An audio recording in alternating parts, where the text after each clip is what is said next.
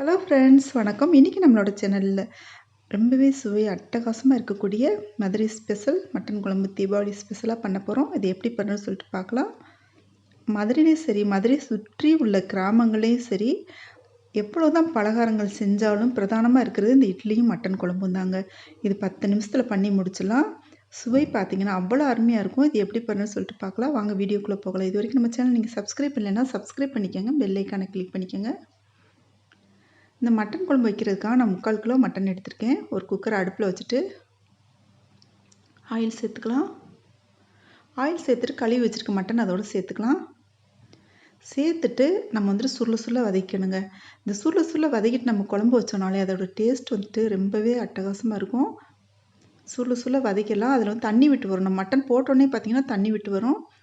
மதுரையில் பார்த்திங்கன்னா இன்றைக்கி மதியமே, அதாவது தீபாவளிக்கு முதல் நாள் மதியமே பார்த்திங்கன்னா மட்டன் எடுக்க ஆரம்பிச்சிருவாங்க. இப்போ 2 ஸ்பூன் மிளகாய்த்தூள் போட்டுக்கலாம். மட்டன் எடுத்துட்டு இந்த உப்பு கறின்னு ஒன்று பண்ணுவாங்க பாருங்கள், அவ்வளோ டேஸ்ட் அட்டகாசமாக இருக்கும். முதல் நாள் மட்டன் எடுத்துகிட்டு உப்பு கறி பண்ணி குழந்தைங்களுக்கு எல்லாருக்குமே, வீட்டில் இருக்கவங்க எல்லாருக்குமே கொடுப்பாங்க. இப்போ எதுக்காக நம்ம இந்த மிளகாய் பொடி போடுறோன்னா, இதோட டேஸ்ட் கறியில் இறங்கி ரொம்பவே நல்லாயிருக்கும். இப்போ மஞ்சள் பொடி 3/4 ஸ்பூன் சேர்த்துக்கலாம். சேர்த்துட்டு அதையும் சேர்த்து வதக்கி விட்டுக்கலாங்க. எப்போவுமே இந்த வதக்கி விட்டுட்டு நம்ம குழம்பு வச்சோம் அப்படின்னா அதோட கலர் வந்துட்டு ரொம்பவே நல்லாயிருக்கும், டேஸ்ட்டும் நல்லாயிருக்கும்.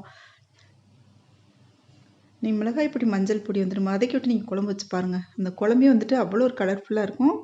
இப்போ மூடி வந்து நான் 5 விசில் வச்சுட்டு எங்கள் குக்கரில் இப்போது ஒரு இரும்பு பாத்திரத்தை அடுப்பில் வச்சுட்டு ஒரு இலை, பிரிஞ்சி இலை, ஒரு பட்டை, 3 ஏலக்காய், ஒரு ஸ்டார் சோம்பு, 2 கிராம்பு இது போட்டுக்கலாம்.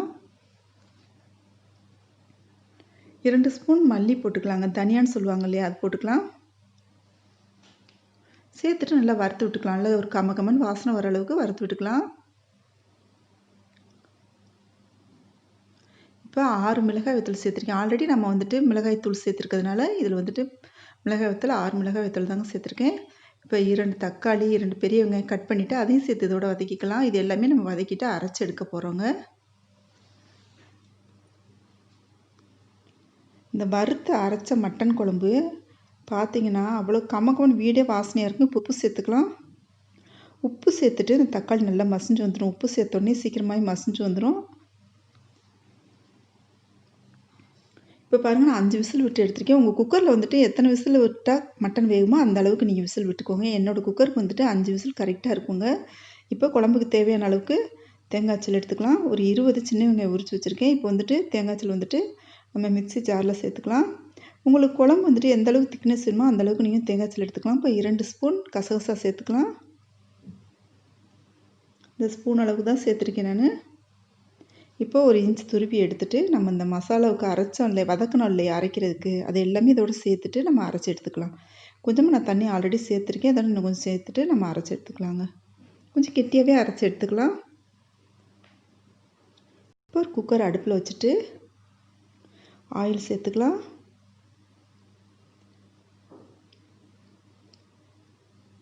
இந்த ஆயில் வந்து நல்லா காஞ்சி வந்தபடி கடுகு போட்டுக்கலாம். உளுந்தம்பருப்பு, சோம்பு, இப்போ ஒரு ஸ்டார் சோம்பு, 3 மிளகாய் வத்தல் வாசனைக்காக இப்போ 2 இலை போட்டுக்கலாம். பிரியாணி இலை இருக்கு இல்லையா, அதை 2 போட்டுக்கலாம். இப்போ ஒரு பட்டை, இது எல்லாமே நல்லா கமன்னு வாசனை வர அளவுக்கு பொரிஞ்சு வரட்டும். இப்போ வந்துட்டு நம்ம உரித்து வச்சுருந்தோம் இல்லையா சின்ன வெங்காயம், அதை போட்டுட்டு கருவேப்பிலை சேர்த்துக்கலாம். இப்போ தக்காளி 2 தக்காளி வந்து நறுக்கி வச்சுருந்தேன் பொடியாக, அதையும் இதோடு சேர்த்துக்கலாம். இந்த சின்ன வெங்காயம் பார்த்திங்கன்னா நம்ம இப்போ ஒரு விசில் விட்டு தான் எடுக்க போகிறோம். இந்த குழம்பு அப்படியே நல்ல ஒரு கரைஞ்சும் கரையாமல் அந்த வாசனை ஃபுல்லாக குழம்புல இறங்கி ரொம்பவே நல்லாயிருக்கும். இப்போ ஒரு 3/4 ஸ்பூன் அளவுக்கு மஞ்சள் பொடி சேர்த்துக்கலாம். மஞ்சள் பொடி சேர்த்துட்டு ஆல்ரெடி நம்ம மஞ்சள் பொடி சேர்த்துருக்கோம். அதோட இப்போ ஒரு 3/4 ஸ்பூன் சேர்த்துருக்கோங்க. வதக்கி விட்டுக்கலாம். இப்போ நம்ம வேக வச்ச மட்டன் இதோடு சேர்த்துக்கலாம்.